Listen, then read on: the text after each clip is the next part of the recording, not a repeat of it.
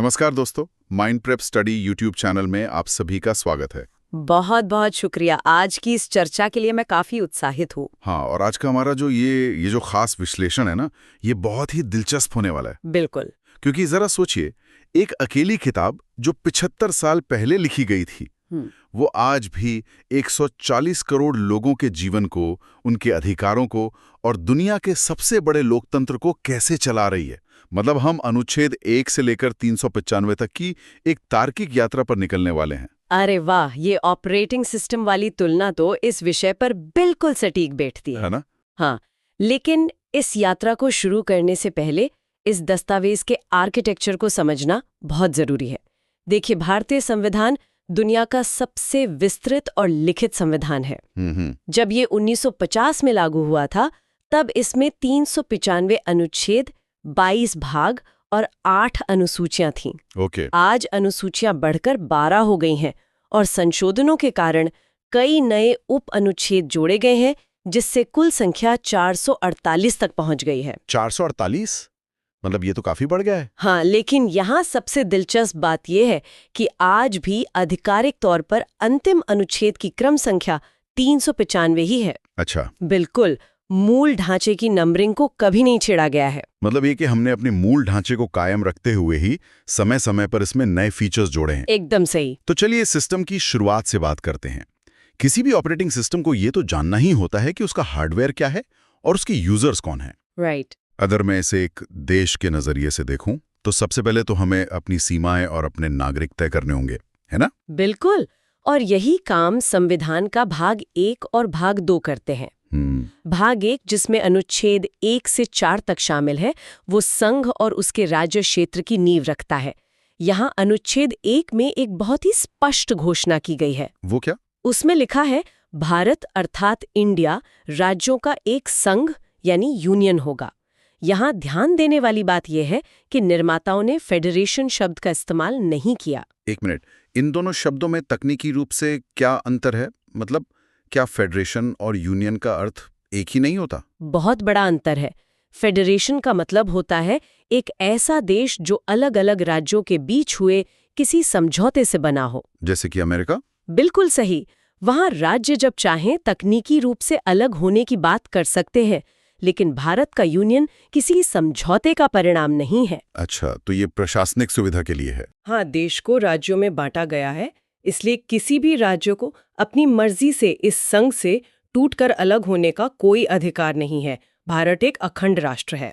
यानी आप इस सिस्टम का हिस्सा तो बन सकते हैं, लेकिन इसे छोड़कर नहीं जा सकते। सही कहा। ये तो देश की एकता सुनिश्चित करने के लिए एक बहुत ही मजबूत नियम है।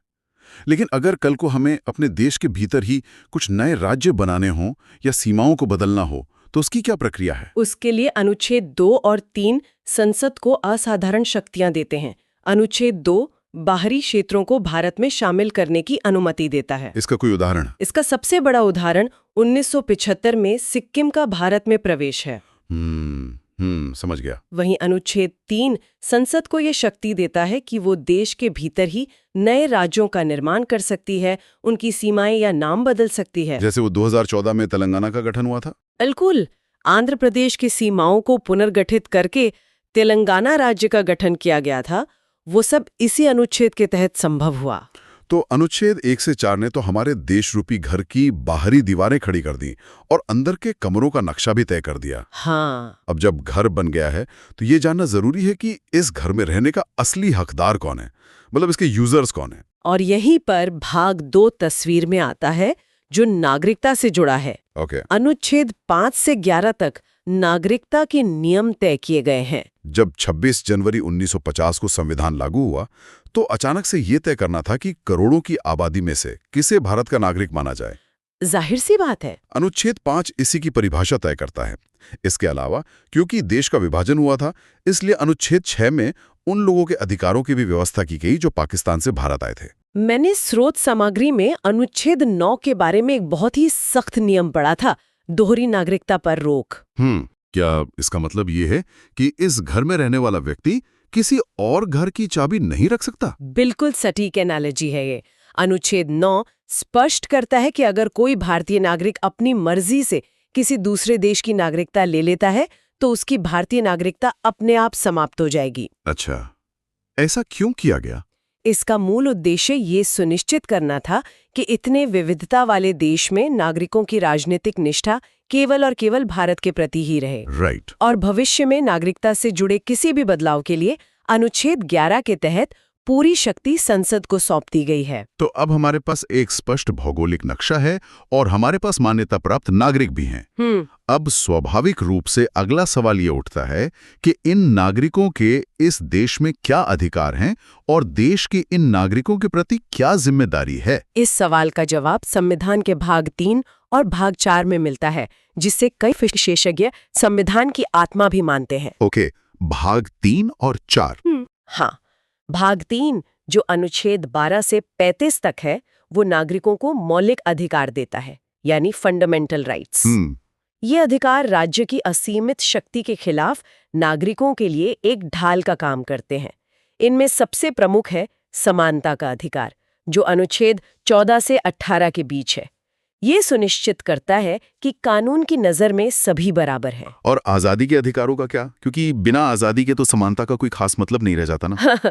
बिल्कुल, इसीलिए अनुच्छेद 19 से 22 तक स्वतंत्रता का अधिकार दिया गया है, जिसमें बोलने की आज़ादी से लेकर शांतिपूर्वक इकट्ठा होने तक की आज़ादी शामिल है। राइट।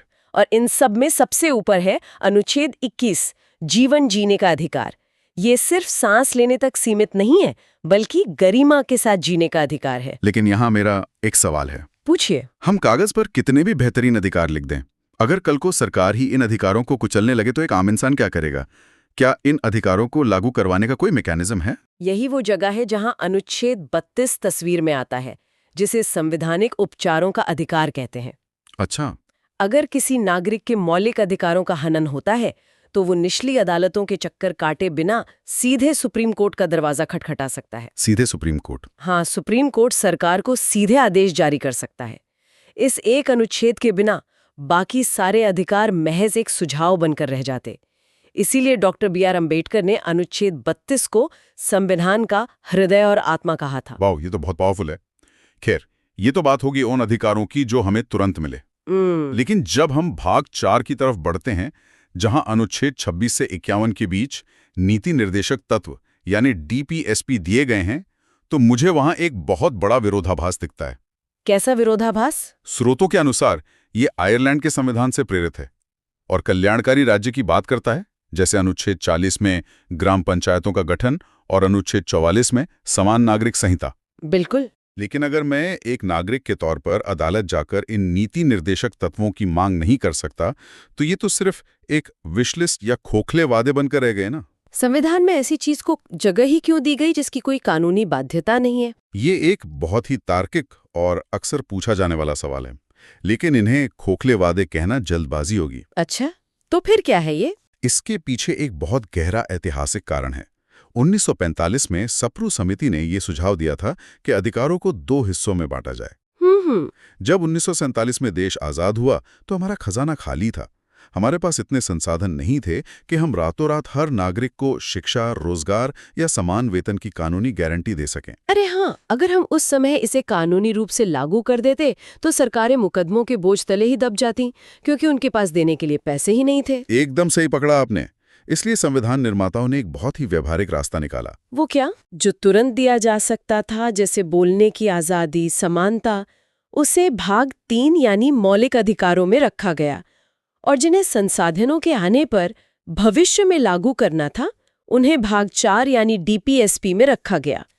समझ रहा हूँ। ये खोखले वादे नहीं है, बल्कि ये किसी भी सरकार के लिए एक मॉरल कॉम्पस या राजनीतिक दिशा निर्देश है। राइट। जब आप हर 5 साल में वोट देने जाते हैं, तो आप अदालत में नहीं, बल्कि जनता की अदालत में सरकार को इन्हीं पैमानों पर तौलते हैं कि उन्होंने इन दिशा निर्देशों पर कितना काम किया। ये नजरिया तो वाकई से देखने का ढंग ही बदल देता है। यानी मौलिक अधिकार हमारी राजनीतिक आजादी तय करते हैं और नीति निर्देशक तत्व हमारी सामाजिक और आर्थिक मंजिल तय करते हैं। बिल्कुल। और इसके साथ ही बाद में भाग 4A के तहत अनुच्छेद 51A भी जोड़ा गया, जिसमें नागरिकों के मौलिक कर्तव्यों की बात है, जैसे पर्यावरण की रक्षा करना। हाँ, क्योंकि अगर आप सिस्टम से अधिकारों की उम्मीद करते हैं तो आपको सिस्टम के प्रति कुछ जिम्मेदारियां भी निभानी होंगी। अधिकार और कर्तव्य एक ही सिक्के के दो पहलू हैं। ठीक है, तो हमें अधिकार मिल गए, देश की नीतियां तय हो गईं और कर्तव्य भी स्पष्ट हो गए। लेकिन इन अधिकारों की रक्षा करने और इतने बड़े देश को जमीनी स्तर पर चलाने के लिए असल मशीनरी कौन सी है? मतलब सत्ता का संचालन आखिर कैसे होता है? इस मशीनरी को समझने के लिए हमें संविधान के भाग 5 और भाग 6 को देखना होगा। ओके। भाग 5 संघ यानी केंद्र सरकार के लिए है, जो अनुच्छेद 52 से 151 तक चलता है, और भाग 6 राज्य सरकारों के लिए है, जो अनुच्छेद 152 से 237 तक है। तो इसमें कौन कौन आता है? यहाँ अनुच्छेद 52 से 73 भारत के राष्ट्रपति के बारे में बताते हैं।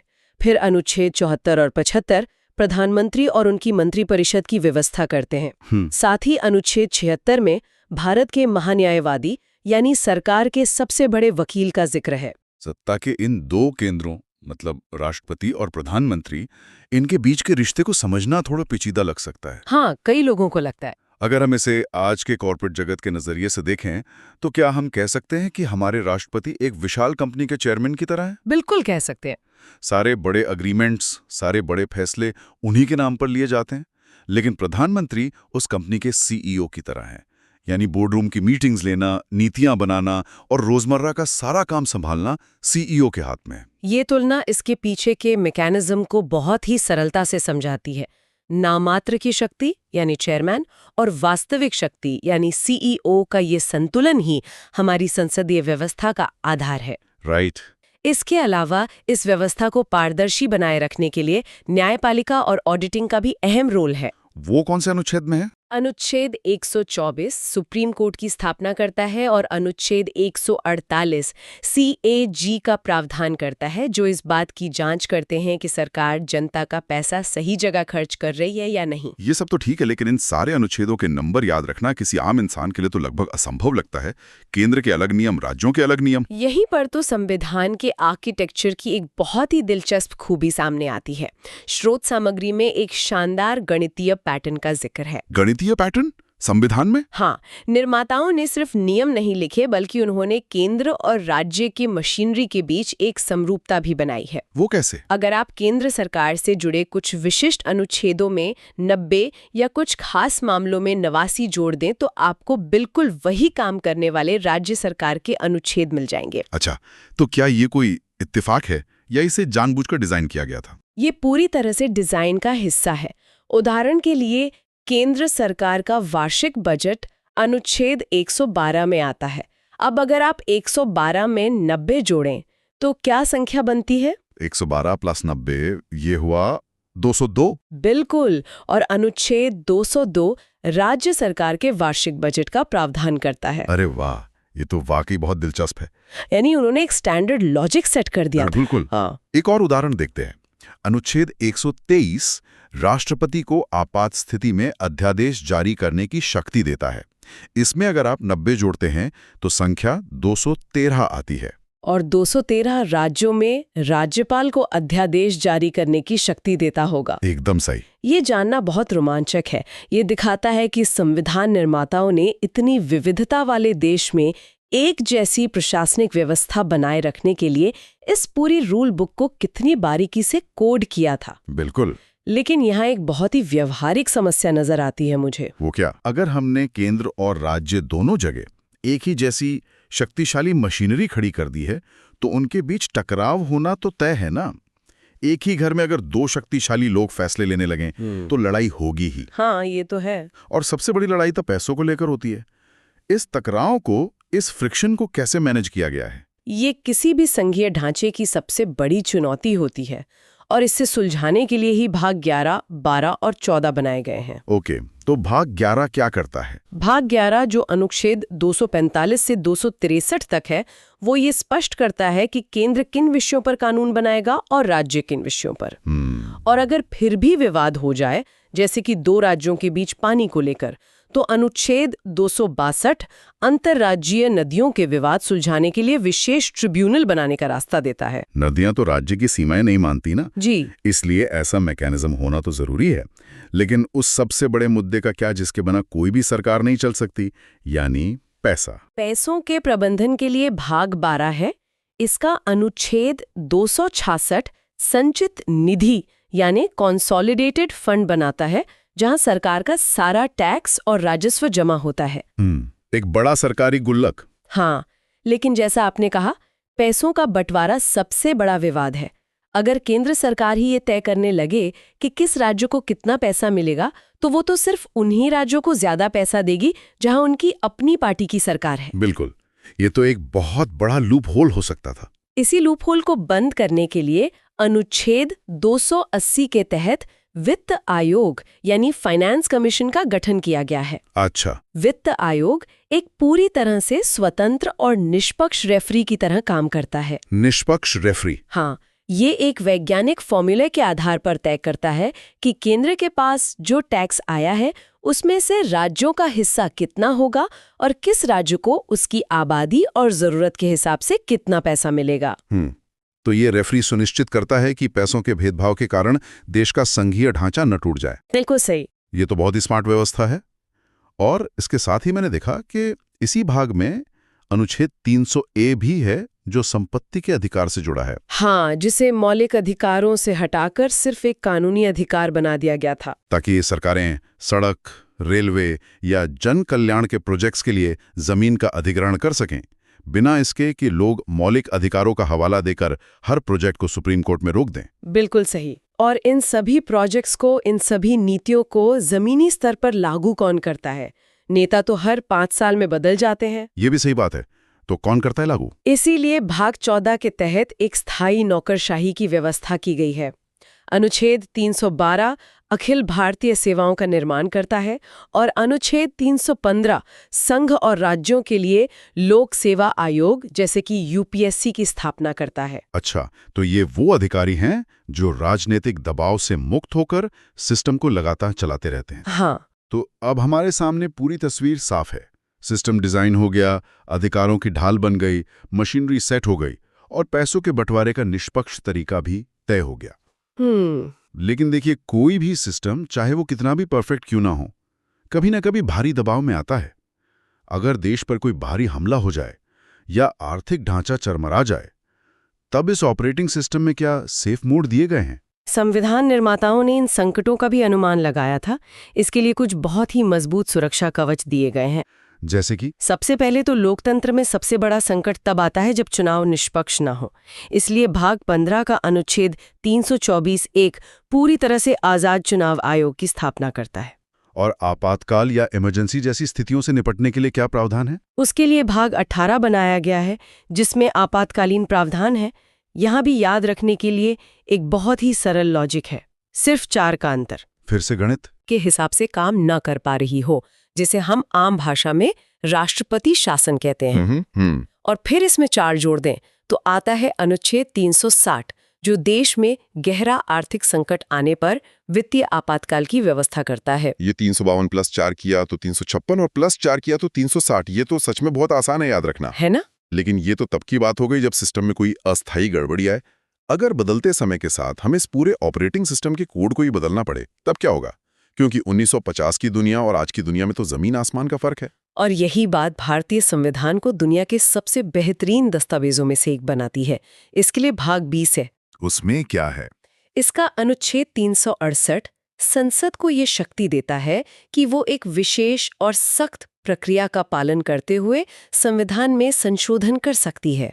मतलब अगर मैं इसे उसी पुरानी एनालॉजी से जोड़ूं, तो अनुच्छेद 368 हमारे स्मार्टफोन के सॉफ्टवेयर अपडेट फीचर की तरह काम करता है। बिल्कुल सटीक। 1950 में जो हार्डवेयर बना था, वो आज भी बिना रुके, बिना हैंग हुए काम कर रहा है, क्योंकि ये अनुच्छेद हमें समय समय पर नए सामाजिक और तकनीकी अपडेट्स इंस्टॉल करने की सुविधा देता है। ये एक बेहतरीन उदाहरण है।